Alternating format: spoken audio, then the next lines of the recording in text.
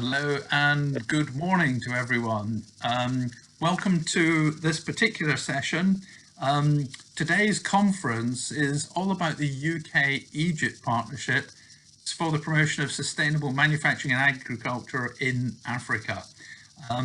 We have had one session already this morning where we emphasised the potential benefits of Egypt as a gateway to Africa for British businesses. And we're now going on to this session on sustainable agriculture. We're going to be kicking off this morning with a keynote address from Dr. Saad Nasser, who is advisor to the Ministry of Agriculture and Land Reclamation. So thank you, Dr. Nasser, for coming. We will then be followed by Dr. Sharif Al-Gabali, who is the chairman of the African Cooperation Committee and the Federation of Egyptian Industries and the chairman of the African Affairs Committee in the Egyptian Parliament. So thank you, Dr. Sharif. Thank you. Thank you.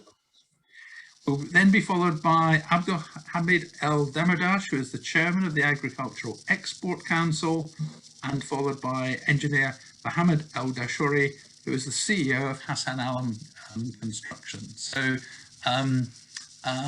gentlemen, thank you very much for coming here today. Let me say first of all that I am your substitute moderator. Unfortunately, a board member from the Engineering Export Council of Egypt, who was going to do this, is unwell, and I make no claims to be an expert in very much, and I certainly do not claim to be an expert in agriculture. So with no further ado, I'd like to turn to Dr. Saad Nasser to give us the keynote address for this morning's, well, probably this afternoon session in Cairo, but this morning's session for us here in the UK. So Dr. Nasser, are you ready to start? Dr. Nasser? Thank you very much. Floor is yours. Yes, I'd like to thank the British Egyptian Business Association and the Egyptian British Chamber of Commerce for organizing this meeting. In fact, His Excellency Minister Said Al-Khair was very willing to be with you today, but he is with the Prime Minister in a visit to Jordan. So he asked me to express his regards to all of you. As to the Sustainable Agricultural Development Strategy 2030 of Egypt, we in Egypt updated the Sustainable Agricultural Development Strategy 2030 to take into consideration the Sustainable Development Goals, particularly the elimination of poverty and hunger, and to take into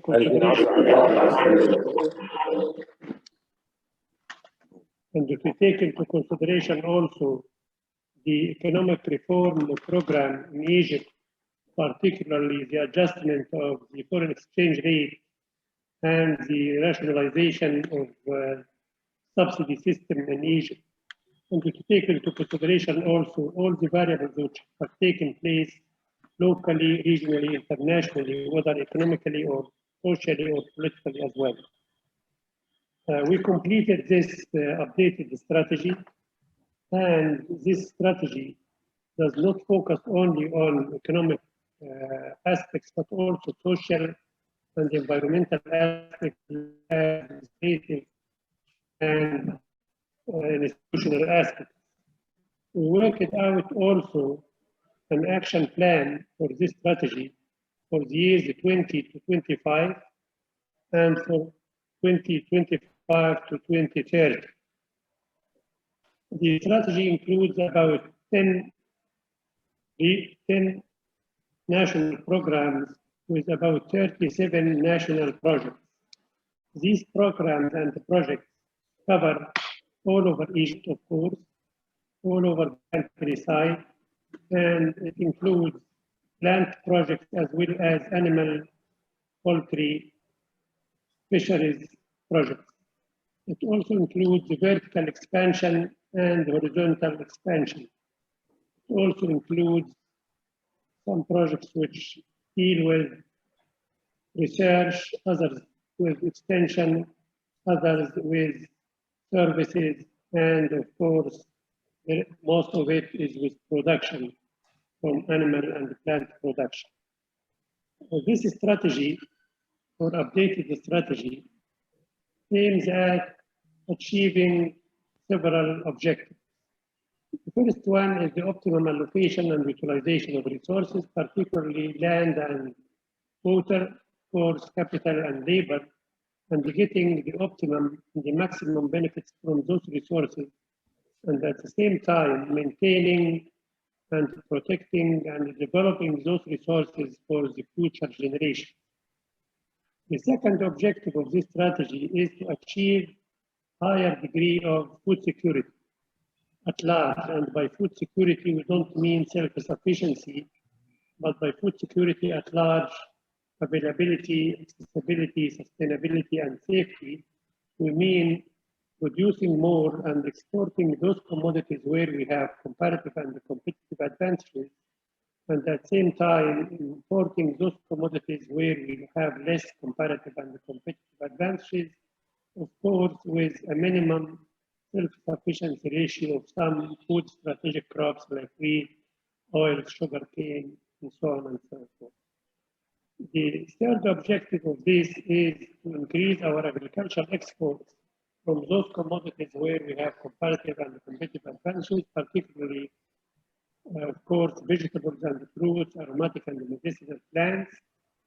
And we have a potential to increase our exports because we are, of course, we are members of international and regional and bilateral agreements. We are members of partner agreement in Europe. We have a free trade area with other countries, African free trade area, and bilateral agreements at the same time.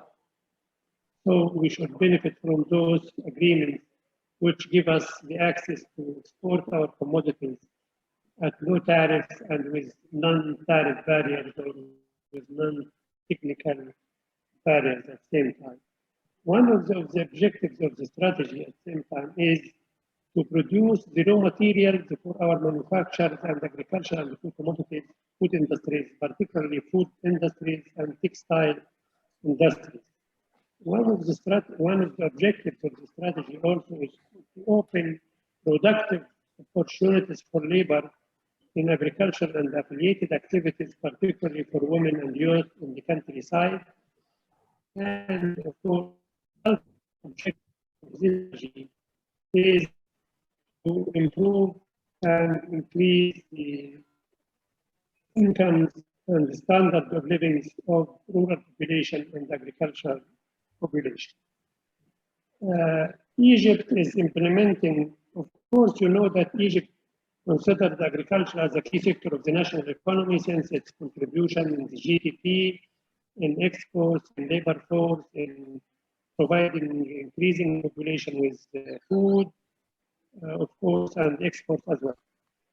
So, and the leadership of Egypt and the government pays a great attention to agriculture, particularly after the era of this COVID-19, because the agricultural sector showed as a productive sector and similar to other sectors that those productive sectors are more elastic and they can deal with such a crisis and meet the objectives or meet the challenges of such a crisis.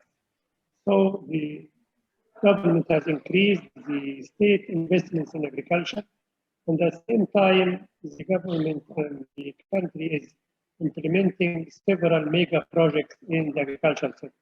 One of them, for example, is the reclamation and the cultivation of a new 1.5 million acres of the dams. Most of it is in Upper Egypt, and the majority of it is relying upon underground water. The second mega project is modernizing irrigation system in Egypt. You know that our water resources are limited. We have a deficit. The total demand is about 80 billion cubic meters. while the supply is about 60 billion cubic meters.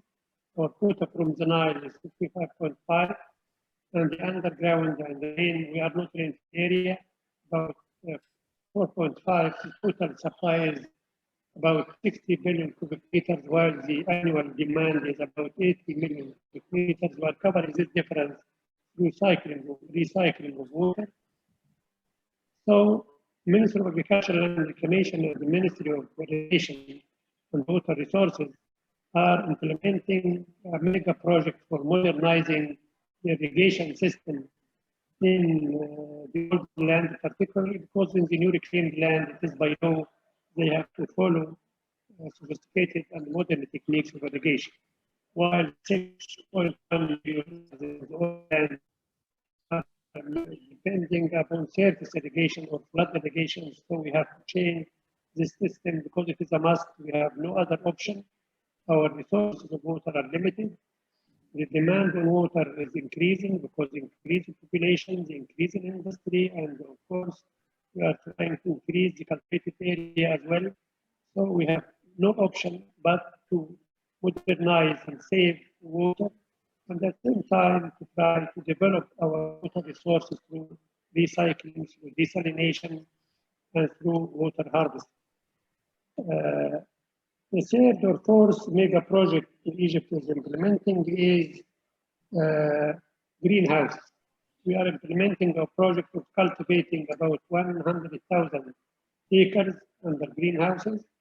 And through this project, we are saving water, we are saving seeds, we are saving pesticides, the chemicals. And the productivity is higher because the productivity of 1 acre under greenhouses is about 4 or 5 times of the open agriculture. And the quality also is high.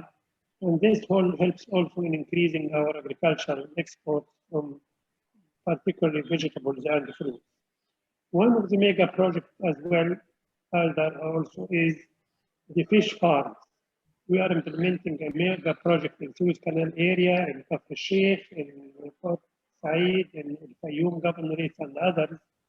We are ranking #1 with fish farming in Africa and the 6th in the world. So this is one of the mega projects. The latest mega project which Egypt is implementing is the developing of about the countryside of the villages, about 4,500 villages through 3 years, with a total investment estimated by about 500 billion Egyptian pounds. We believe that African countries could benefit from the lessons of experience and the expertise of Egypt in implementing those mega projects. And we have stories of success which could be of a benefit to our brother African countries. Of course, one of the pillars of our strategy for agricultural development up to 2030 is to coordinate and cooperate and integrate with African countries.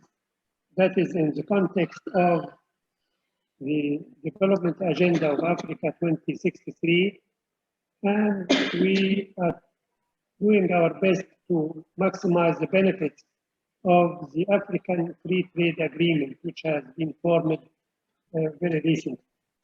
This, of course, African Free Trade Area Agreement could help African countries to specialize in the agricultural production according to the comparative and competitive advantages. We don't need that each country or each African country cultivate and produce all the commodities. Each country could specialize in the commodities and the crops where they have comparative and competitive advantages. And since we have a free trade area between African countries, we could encourage the inter-trade between African countries in this regard. Of course, Africa has a great potential of natural resources in agricultural sector. We have in Africa about 930 million hectares of cultivable and arable lands, and the total population of Africa is about 1.3 billion inhabitants. Most of them are youth, about 60% of them.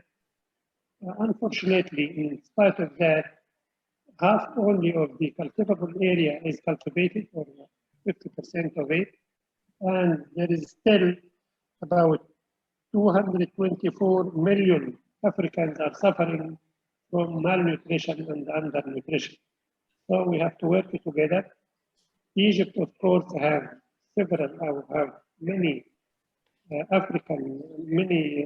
agricultural farms in African countries. You have about nine agricultural farms in African countries. Those farms are for research, for extension, and for commercial production at the same time. We have about seven agricultural farms in the pipeline. Already 4 of them have been approved, and 3 are in the pipeline. And we are trying to increase our joint agricultural farms in African countries. We have also Egyptian International Center for Agriculture, ECA, which provides training programs for our colleagues from agricultural engineers and specialists in agriculture in different disciplines and in the advanced disciplines. And the many scholarships are provided yearly to our friends from African countries to have training courses in this ECA, Egyptian International Center for Agriculture. Recently, Egypt with African countries formed a general union for African agricultural engineers during the presidency of President Sisi to the African Union. We formed a general union for African agricultural engineers. The chair of that union is from I think from Nairobi, and the General Secretary is from Egypt, and the residence of the union is in Egypt.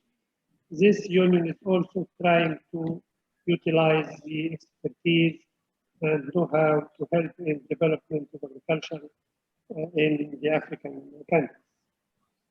With Europe, of course, we have a free trade, we have a associationship agreement with Europe. With Britain, with United Kingdom, after the Brexit, of course, Egypt is concluding a bilateral agreement or bilateral partnership or associationship agreement. The core agriculture is in the core of this agreement, of course. It doesn't deal only with increasing the trade between Egypt and UK, agricultural exports and imports, but also technical assistance, technology transfer, capacity building, foreign direct investments, and so on and so forth. So we are trying to maximize our also relations with United Kingdom through the bilateral agreement, as well as with the partnership and associationship with Europe. I think through this partnership between Egypt and United Kingdom, and through the free trade area, African free trade area, and with the Egypt as a middle in between Africa and Europe, I think United Kingdom could capitalize on Egypt as a gateway to Africa in the field of trade and investment in the agricultural sustainable development. We are looking forward, of course, enhancing, further deepening and strengthening our programs of cooperation with African countries as well as with United Kingdom. Once again, thank you very much and looking forward to working with you. Thank you very much. Nasser, thank you so much for that this morning, and a very good overview. I'm sure that some of the people listening in and there today will have some questions.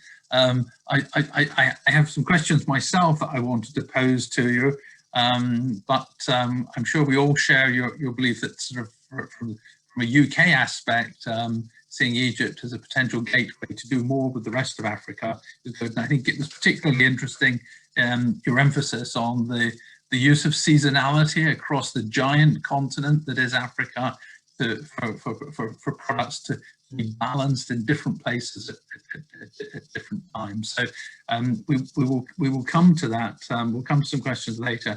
But I would like to turn now to Dr. Sharif El Gabali, who is the chairman of the African Cooperation Committee.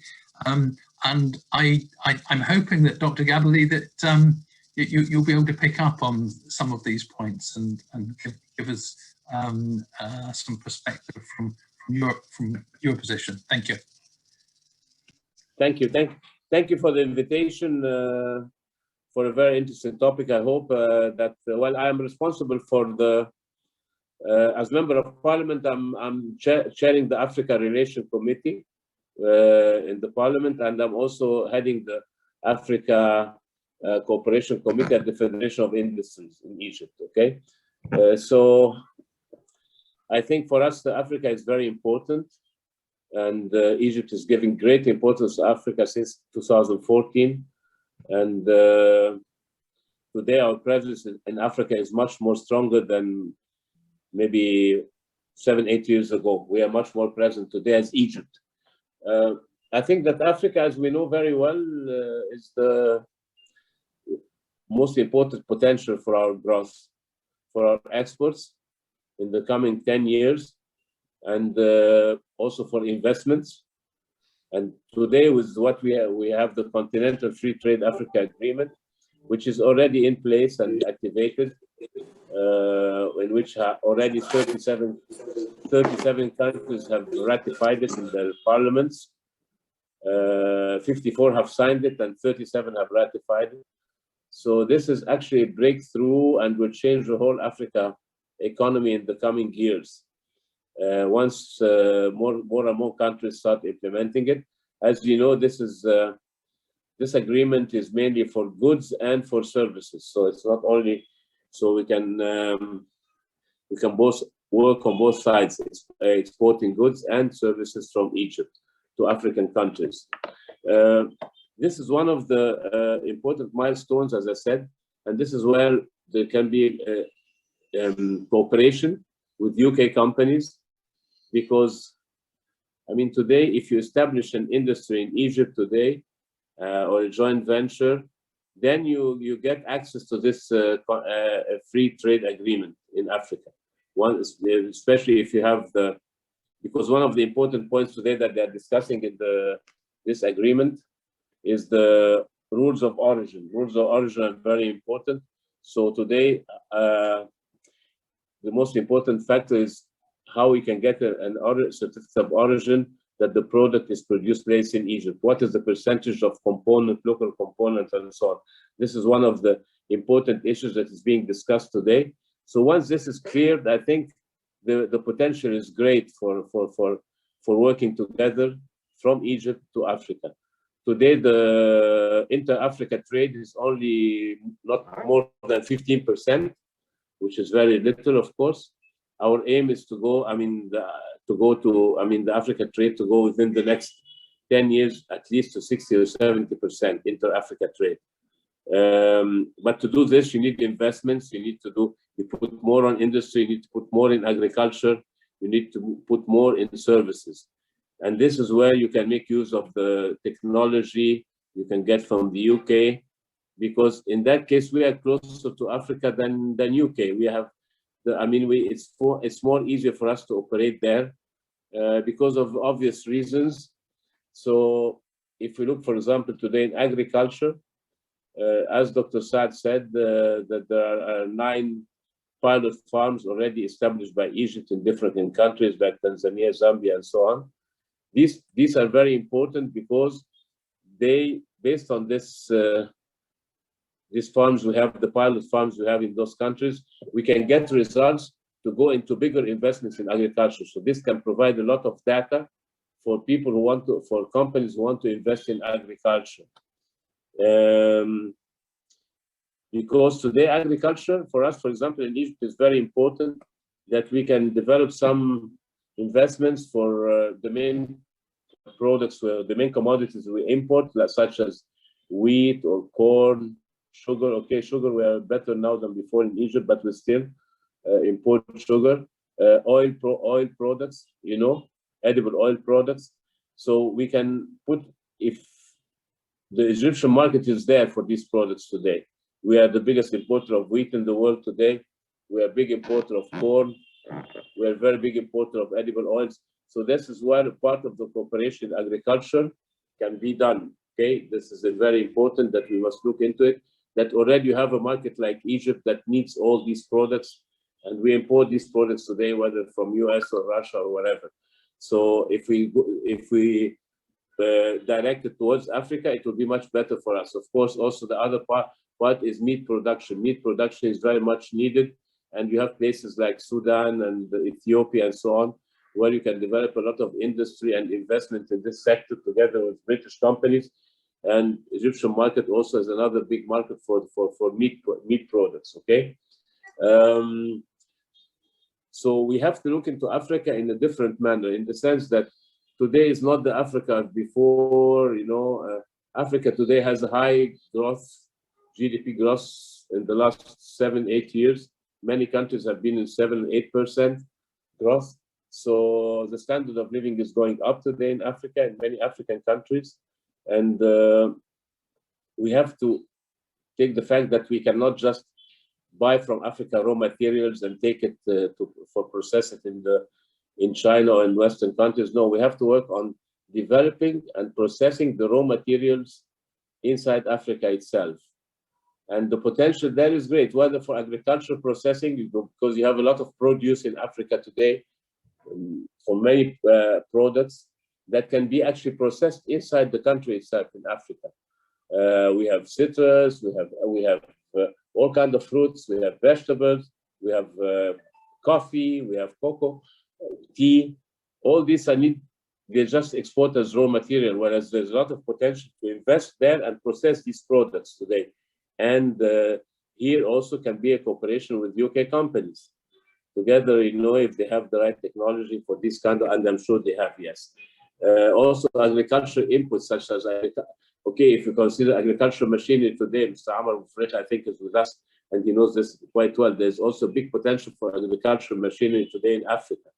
And if you produce these products in Egypt today, you will have access to custom-free, which is very important, because today customs on these products like agricultural machinery is high in Africa today. Actually, a lot of countries put a lot of high custom duties because they consider this as a part of revenue, main part of revenue for the country. But what the free trade agreement is to reduce this and to promote sustainability, meaning that industries based on raw material and so on, and this will compensate a lot what they used to get from custom duties. You know, custom duties is a very short-term policy, whereas when you invest in products like investments and do in agriculture or machinery or whatever, or agricultural inputs such as fertilizers or agrochemicals and so on, that's another important sector also that Africa needs in big quantities today. So this is another sector in the agriculture where we can also develop a lot. Africa has a very big coast, you know, huge coast line on the Indian Ocean or on the Atlantic Ocean and so on. This is a very good opportunity for fisheries and develop the fishing industry there. The other part that I would like to stress on is that in Africa, you cannot, you have to be present in the market, meaning that you cannot just tell the African, you know, I have this product I want to export. No, you have to have companies based in Africa itself, in the country itself. We have done this lately. Last year, we formed a company with some of the Egyptian investors, and this company will work to export Egyptian products, different products, to the African market, and they have to take, it's very important also in Africa to have logistics centers. Logistics centers are very important. Without having logistics centers and having company in place on the ground in Africa, your chances to sell is not very high, because the African importer would like to see the product himself and then he buys, okay? That's another important issue that we must look into. If you want to sell in Africa, you have to be in Africa. Being in Africa means being physically in Africa, and not just by sending emails and so on and so on. This is a very wrong policy that will never give really the results you expect. So that's another important issue that we need to know. The other important issue that we can work with the British companies is our export guarantees. You know, we still in Egypt don't have export, credit company to ensure your exports. In the UK, I'm sure is very advanced in this, so there's a very big chance to cooperate with British companies to give export guarantees for Egyptian products or into Africa, because that's a because many African companies, they buy on credit, and hence you need to know your customer well, and to know your customer well, there are a lot of specialized companies in Europe and the UK who can do this job. They have been doing this for many years, and we still, okay, the central bank in Egypt today is forming such company, and they are on the way now to finish it. So, but I think also a British assistance in this respect will also be very useful, because you have a lot of experience in guaranteeing exports and so on. Also, guaranteeing investments is also very important. So, as you see, there are a lot of things to do in Africa, and Egypt can be a very good base for British companies to operate together to serve the African market today. We are a market of 1.4 billion people living in Africa, and today our exports to Africa, from Egypt to Africa, does not exceed $4 billion, which is a very meager number. It's a number that is really can be 10 or 20 times more if you do it the right way. So there's what I want to say, that the potential is great there, meaning that British companies should look for Egyptian counterparts and work together in Africa. This is one of the, because one of the policies of Egypt is to work with third countries, meaning that countries who want to enter Africa and are far away from Africa, they can start the operation from Egypt, because Egypt has all the necessary ingredients needed for that. It has the manpower, it has the energy, it has all the ingredients, it has the know-how. Like in agriculture, for example, we are very advanced. Like Dr. Saad said, we have all these pilot farms there, so we have a wide experience today. We have a lot of data, but maybe we don't use it still the right way. So by cooperating with companies who have know-how, I'm sure we can do a lot in the coming few years. But the important is to have the will to do that. Thank you very much. Dr. Gabali, thank you. Dr. El Gabali, apologies. Thank you very much for that. I think there's a couple of things that you were saying there, which echoes the first session that we had today. And I think one of the things you were saying, which is you need to be present in the country when we're dealing with other African countries. And that's certainly something that as a chamber we've always said about Egypt, in that you have to be well established, you have to get to know people, so that they will trust you for your product.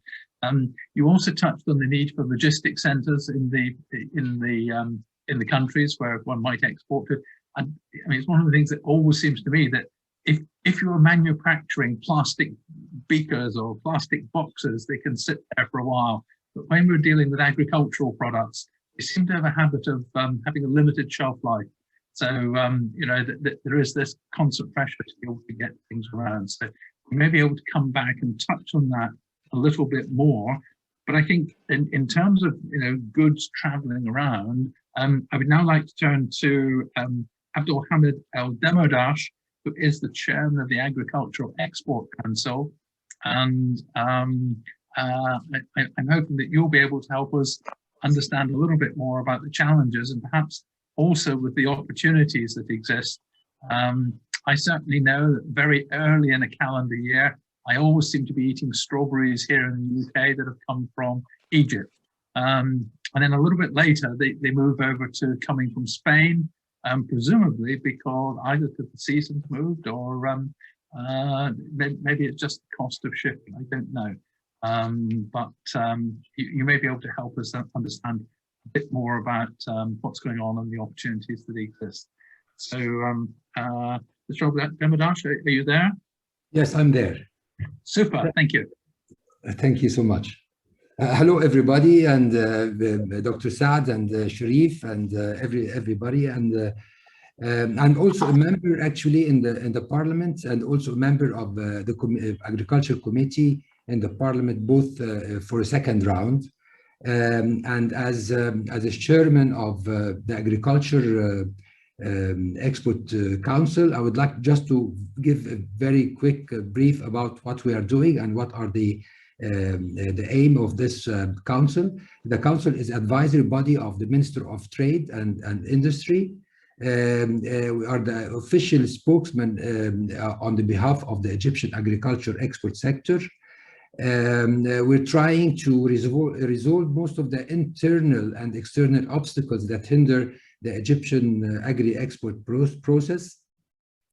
And one of the main targets to us is the open new markets for our agriculture products. For example, for the past 3 years, we have opened at least 20 markets. The last country was opened is after 9 years or 8 years in Japan to export citrus. And Brazil, we have opened the market last year, and we've started to export oranges and other stuff. Actually, I would like to tell you that we are our agriculture fresh produce is now around, we are export around $2.2 billion every year with around of 4 million tons, which is not an easy thing, and especially that to open one market into one product, it takes us from 1.5 to 3 years. Japan took us 8 years to just enter the market, actually. Well, I'll try to highlight 4 main topics today, and I hope that you find them interesting. I know that Sharif and Dr. Saad have spoken a lot about Africa, but my main 4 topics is going to be our export to UK of fresh produce, the UK-Egypt trade agreement. This is number 2, the agriculture investment in Egypt, which Dr. Saad mentioned a lot of them. And the last one is the export and farming in Africa, or the agriculture beyond our border, I mean.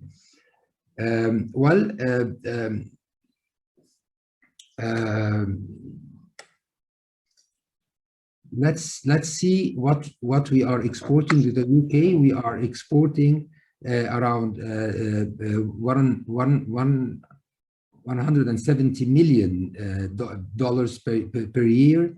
It's 227 tons per year, and this is represent 10% of our total value of our export.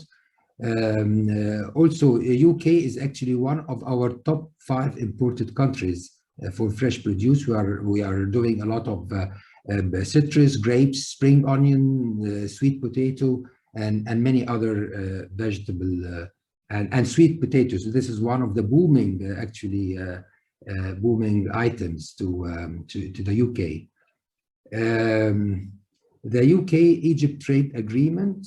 The UK-Egypt signed a new bilateral trade agreement in the 5th of December and came into force since the 1st of Jan 21.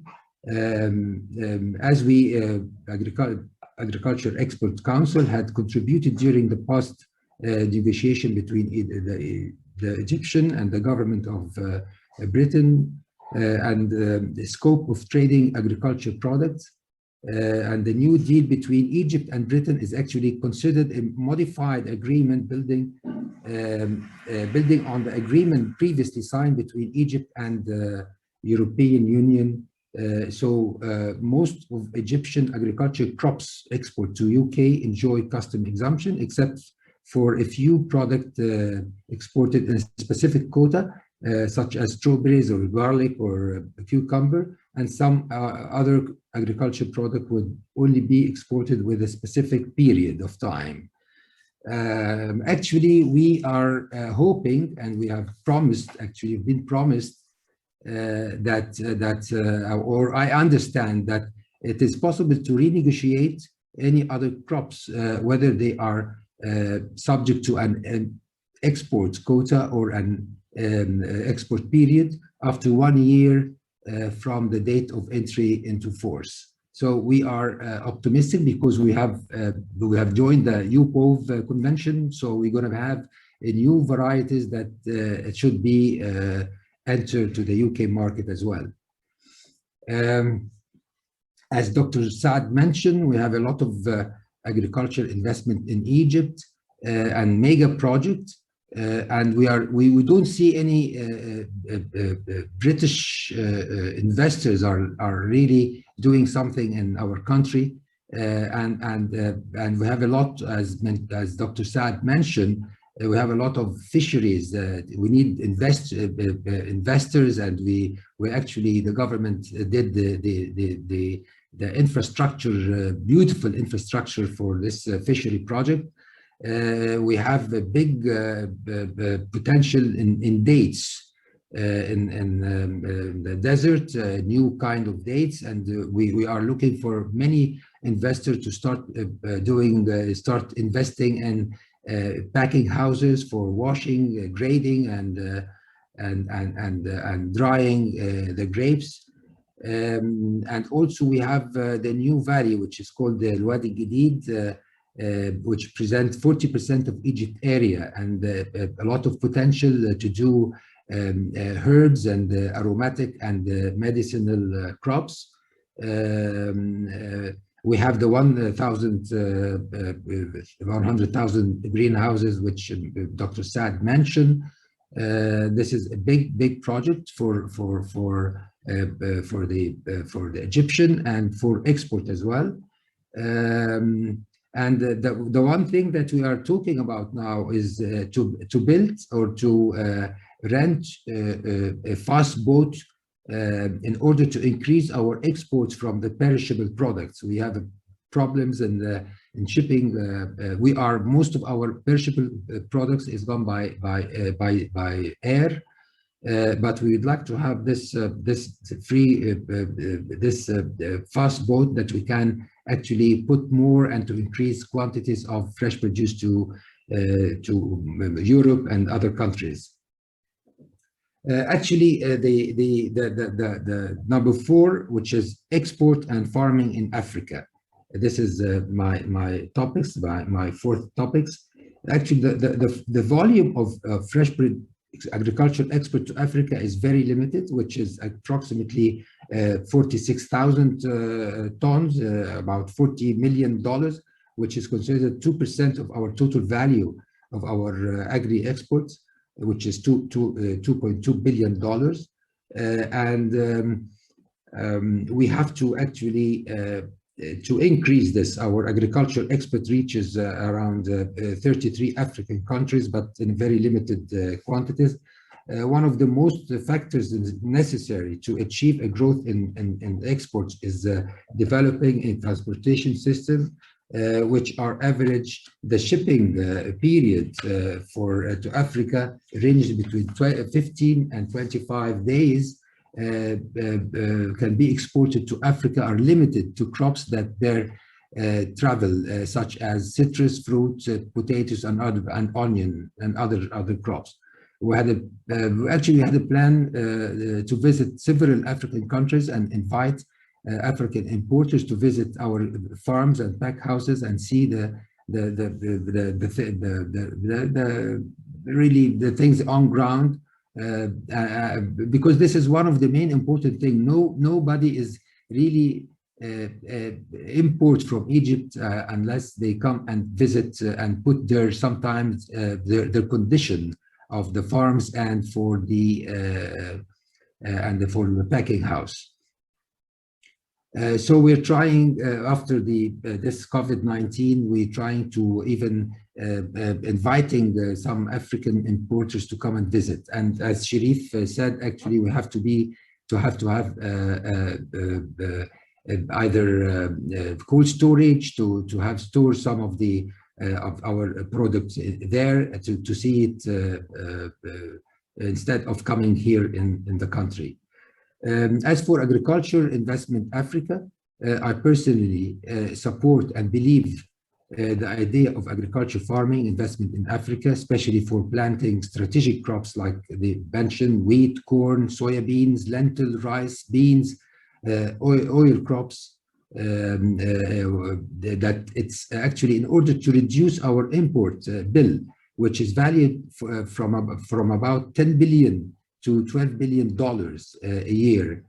And of course, you know that we have a water scarcity for in Egypt. We must go to the water and not wait for the water to deliver to us. Accordingly, we must go to agriculture and farm in Africa to achieve the greatest possible food security and water security.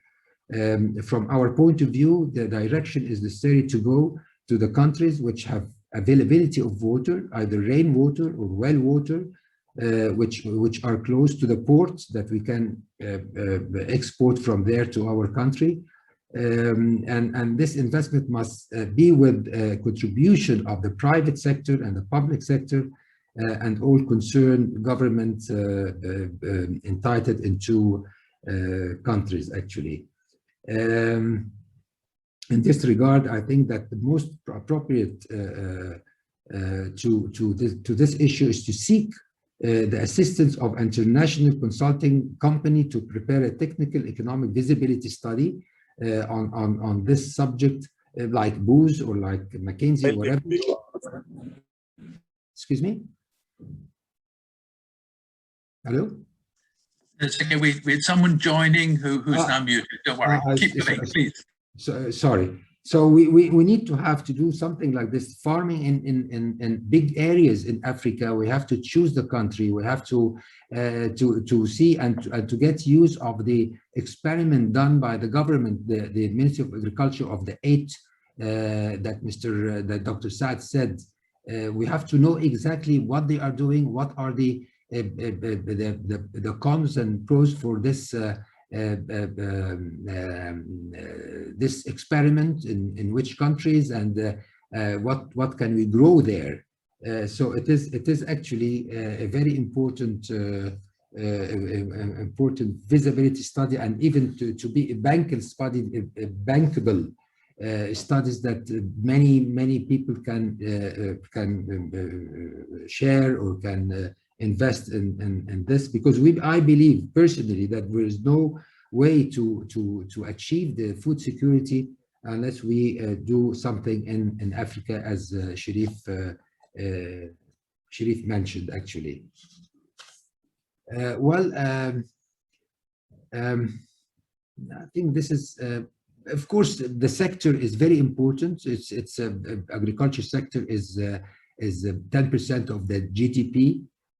And it's divided to animal planting, agriculture, and poultry, fisheries, and this is we are really doing. The government is doing a lot of mega projects. I don't want to repeat what Dr. Saad mentioned before, but we don't see any British investments and in the field of agriculture. I've been in agriculture for 30 years actually, and I'm actually still a peasant.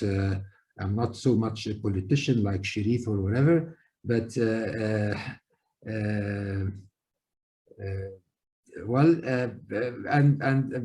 we are doing a lot of laws now. We're studying a lot of laws concerning agriculture in the committee, like irrigation and water law, farmers union and agriculture producers. We are thinking of doing something in GMO, which is genetic modified organism, which is something that we have to study with the government. And actually, I have presented actually a law for farmer support funds. Thank you. Mr. Al-Damadash, thank you very much indeed for that. In terms of one of the things that you were picking up, which is you don't see many British companies around who are looking to invest. And one of the challenges that we picked up in the earliest discussion today is that there is a challenge that you will probably all have heard it, we have heard it, which is where are the Brits? And today's conference is in part to help solve that. So I think you have helped by laying out, a number of the things that, where opportunities exist and where perhaps British businesses can be interested. There's a couple of thoughts in the back of my mind. If we've got time to come back to them, which is with this proliferation, and Dr. Saad mentioned about the villages in Egypt, and a village in Egypt is much larger than what we think of as a village in the UK. But even so, you have a lot of small farms and small growers who can't necessarily take advantage of things. So I might like to come back to see whether there are any moves towards creating cooperatives or something, of bringing things together. This is a very well taken point, because the problem in Egypt is the fragmentation in the Delta area. And without cooperative societies, and we have to really alter or to modify the cooperatives law, which is very important. And I was thinking with some of my colleagues that we have to get some help from Rabobank in Holland. That he is actually created the cooperatives in Holland. The cooperatives in Holland is really very, very big, and so the only way to actually conquer this problem of fragmentation is is the cooperative. How could we really change the law? How could to do even conditional subsidy for the farmers to make join to make one crop per big area, and really, as with a fragmentation here in the country in areas maybe less than 1 acre. So definitely this is one of the area that we are looking into this very seriously in the future, and even in the parliament. But definitely we have to stay with the Ministry of Agriculture, with Dr. Saad and the minister, to start thinking of what we have to change this law to benefit the small farmers actually. Okay, well, hopefully that's the sort of thing that will help small farmers and help agriculture as a whole. But look, time is moving on. If I may, having talked about some smaller projects, it sort of leads us on to one of the largest projects. Now, I don't know the detail, but I understand that Tushka is one of the largest projects that was undertaken in agriculture. And I understand that engineer Mohammed Al-Dashari, who is the CEO of Hassan Alam Construction, will be able to tell us a little bit more about the involvement of Hassan Alam in the Tushka project. So, are you there, engineer? Yes, I'm with you. Let me just open my one moment, my video. 1 moment. I think you can see me now. Yeah, we can see you, and we can see you and hear you well. Thank you. Yeah. Thank you very much. First of all, I appreciate my participation in the conference. Maybe it's a bit odd because we are an EPC contractor. Yes, we are investing in utilities, and we are doing lots of infrastructure projects. However, I want to build on all what my colleagues had mentioned and elaborated. what we can see is that the main challenge for having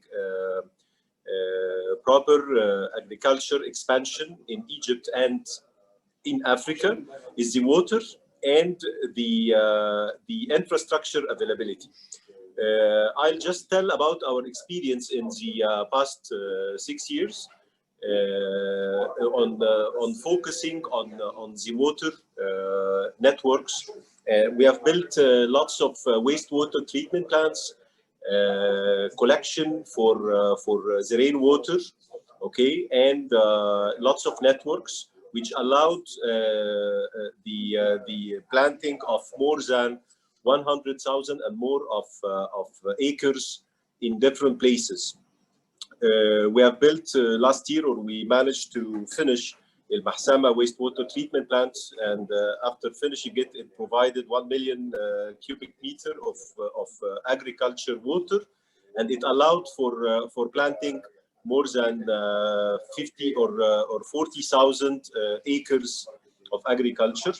Right now, we are building El Hammam wastewater treatment plant, which is in the north coast, and also it is helping on agriculture expansion in this area. And our last experience was in Toshka, and in Toshka it was a fast-track action plan by all parties.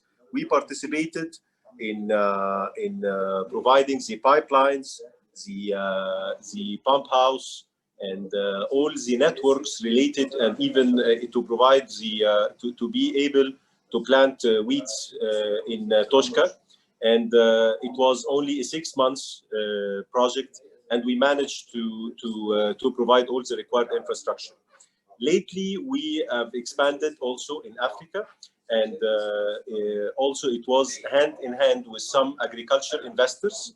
It was in Gambia. We had experience in Gambia because also some Egyptian investors started to work in Gambia. And we found out in Africa that there are lots of challenges in having the water available, and all the related technologies related to the treatment plants, pumping houses, and all the networks. Okay, so and lots of the projects in Africa, it requires the EPC plus finance model. Just and also we can see lots of opportunities there, and it will help also the African countries, and it will help in expansion for the agriculture, and supporting these countries, and supporting even Egypt in the importation and exportation, as mentioned by my colleagues. So how we can cooperate together with the British society and the British companies. Again, the financing these projects, because these projects are they need huge investment, and if we will get a British funding for this, so there should be involvement on the EPC level or the technology level from the British companies. And honestly speaking, in the past period, I didn't notice that the British companies were active with the Egyptian companies in this EPC models. And normally, the Spanish are more active.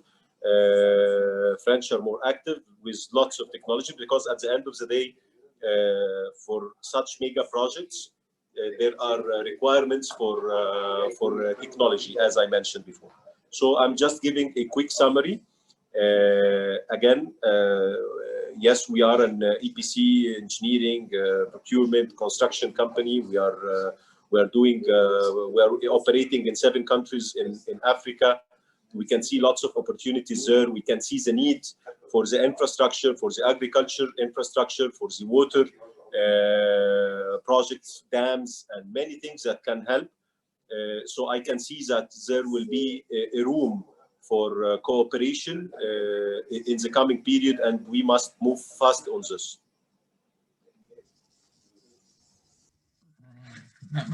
Thank you for that.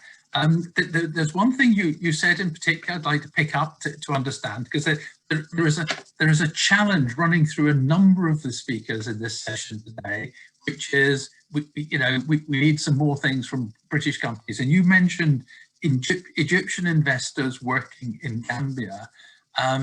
Some people may already know this, but for me to understand, in that as the Chamber or as BEBA to go and find British companies to talk to, when you talk about an investor, is it already a company that's operating in agriculture, or is this a financial investor who is taking a risk? Because it will help us to know who to go and talk to in the UK. Actually, I am talking about investors in the agriculture. There are lots of Egyptian companies who are interested in expanding their business in Africa, because again, the land is very rich, water is available, and also many countries, they have access to ports, access to other places around the world. So yes, many Egyptian companies started to invest there. However, away from this as well, because of our presence in Africa and in many places, we can see the need of lots of water-related projects in order to allow for the agricultural expansion. And many of these projects, it requires finance for the governments. Okay. And the Italian SACI is participating, the Africa Exim is participating. So it is a combination of the technology and the EPC part of it, and also the financing. So that's what I'm talking about exactly. Okay. And if I can turn to Dr. Saad, if we were to try and focus on trying to find some British companies to engage and look for opportunities, what sort of, clearly we're aware we're usually very good on financing generally. The City of London is the best in the world for this. But I don't know, it seems to me that technology, either from the Netherlands or Hannah just mentioned France is strong on technology, but Dr. Saad, I'm sort of giving you a blank piece of paper to tell us what should we go and try and, what sort of business should we try and find? Okay, just to be very specific, in order for you to provide, or for any country to provide financing, there should be, for example, if the financing is coming from England, so there should be a British component in the technology provided in this project.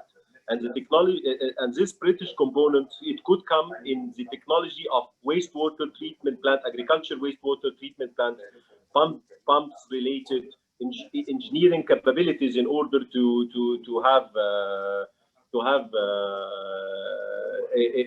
huge project up and running. That's what I'm talking about. And we have the opportunities, we have the reach, we are there in many countries, and we can have later on workshop with the interested companies in order to see how we can partner together on it. That could be. We have some partners who are actually in the pump business, so we will try and generate some interest and follow up. So thank you for that. May I say something, Ian, please? Please, yeah.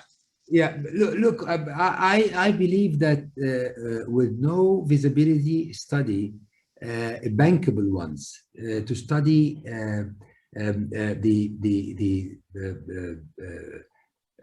how we do something in Africa, in farming in Africa, because it's a huge capital. Without this, we have to understand exactly what are we going to grow and where are we going to grow, and what we are going to grow, especially that, as I mentioned, the beet. Could you imagine that we are importing beans of 500,000 tons a year. Maize, we are importing around 10 million tons a year. Wheat, we are importing 12 million. So we have to have a good visibility study, either by Booz, by Price Waterhouse, or whatever. But this is a cost us actually will cost a lot. But without. Mr. Demirtas, I agree with you 100%. But I can talk to you about the experience we have seen with one of the partners that we are working with in Gambia. They have done so. We first were in Gambia doing construction work. We have seen the opportunities. We can see lots of lands. We communicated with some of our friends. They went there. They have done the feasibility study, and they already acquired the land. We didn't participate in the feasibility study itself because it is not our part of it, because it's agricultural related. But they have done it, and they already started work. So I think. I think they have done their homework. I'm not sure, but I think so. Can they share their visibility study to us, or it's? No, we can communicate after and tell you what they are, who are they, and maybe you know, or what. No problem. Yeah, no problem. Well, allow me to let some of your other speakers in. But Mohammed, you just one question on that is, you said, we have some friends who looked at it. Were your friends working in the agricultural business? So this was someone seeing an opportunity an Egyptian seeing an opportunity to grow their business? Yeah. We have some yes. We have some Egyptians who are working, and they are active outside, and they are active actually in the agriculture and in the beet production and so on. However, what I'm talking about, I'm not talking only about the Egyptian investors going to invest in the agriculture in Africa. I'm telling as well that during our existence in many countries in Africa, we can see lots of projects are there waiting for finance and full engineering solutions in order to support the country's agriculture expansion. So I'm just talking about the two verticals. One vertical is about the Egyptian investors willing to invest there, and one is the need of Africa for enhancing their infrastructure. Okay. Let me say, I think one of the things that's being emphasized here is that when you sit in Europe, and in particular in the UK, people tend to think of Egypt as being part of the Middle East. Very easy for people to forget Egypt is such a big part of Africa. And I think today we've managed to open up some of that discussion. But look, we're going to run out of time shortly, and I wanted to come back to you, Dr. Saad, to give you an opportunity to, having kindly given us such a good introduction, what would you like from the UK? What would you, if we can wave the magic wand, we can come up. What would you like from the UK out of these discussions? I mentioned that we concluded a partnership or associationship agreement with UK in order to work together, not only in the field. We moved from aid to trade. And by moving from aid to trade, we mean trade, exports, and imports, not only the ultimate objective, but technology transfer, technical assistance, capacity building, foreign direct investment is very important. As Dr. Sharif Al-Gabali and Mr. Mohammed Demirtas mentioned, that Egypt, since we have a partnership agreement with UK, and at the same time there is a free trade agreement between African countries, and the location of Egypt could be, I think, UK could capitalize on Egypt to consider it as a gateway to Africa. We have to work together to invest in Africa, to trade to Africa and from Africa and to Africa. And the point which has been mentioned by Dr. Sharif Al-Gabali, that the rules of origin, if you invest as UK in Egypt, and the commodities are rules of origin of Egypt, it could be easily exported to Africa without tariffs and without any technical barriers and non-tariff barriers, because we have free trade area with Africa and we have partnership agreement with the UK. Of course, there is a great potential to invest in the agricultural sector, in whether in land reclamation, whether in production, whether in fisheries, animal production. We have a mega project also in Egypt to fatten and to breeding and fattening of 1 million heads of cattle with high quality in order to increase our production of meat and milk. And there is a great potential to also work with Great Britain or United Kingdom in regards of fish production and animal production and plant production. We, of course, and capacity building and technology transfer assistance and in foreign direct investment is a very important issue because we are, of course, in this regard. And I think the new partnership agreement with UK is very similar to the partnership agreement with the EU. And of course, the UK is a great country. And there is a great potential to work together, either with UK and Egypt, and then both of them in Africa. Africa, of course, is very rich, as I mentioned, as to natural resources, human resources, and force and manpower. But of course, Africa is lacking technology, is lacking sometimes capital. So UK could help with Egypt in this regard. Egypt could be a gateway to Africa. And of course, investment is a function in stability. So we need also stability in African countries. We need legislation which encourage investment, because investment needs also legal framework and legal legislative aspects. And of course, infrastructure is a must for new investments and new trade. So infrastructure is badly needed, and I think UK with Egypt could play a large role in improving infrastructure in many African countries. Thank you very much. Thank you for that. I think I'm going to have to bring this to a close, but for those of you who are interested, there are a couple of roundtable discussions going to be kicking off on the hour in about just 10-12 minutes time. One is on project financing, and one is actually about knowledge transfer in the agriculture industry. But if I may say to you, Dr. Saad, Dr. Sharif, Mohammed and Abdul Hamid, I hope I've got your names correctly pronounced. I do thank you so much for your participation this morning. I have found it fascinating learning more. I'm going away with some very strong messages about let's get a few more British businesses actually engaged and thinking about this. We didn't manage to come back to sort of the cooperatives. I'm afraid I'm going to have to leave you to sort your cooperatives issue there. What we have seen in the UK over time is that we have seen farms which were not large enough, although they didn't go into a formal sort of cooperative type of arrangement. People have retained ownership of the land, but it is being managed as a single farm, but on a much larger scale.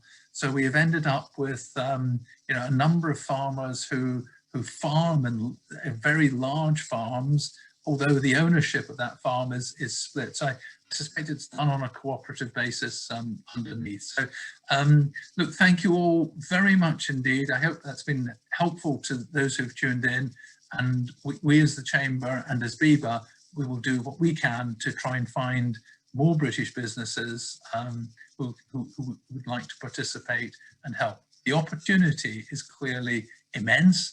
It's going to take years, but there's a lot to do, and there's a lot of opportunities for people. That is very clear. So thank you all again very much for turning up this morning. Thank you. are also implementing or starting.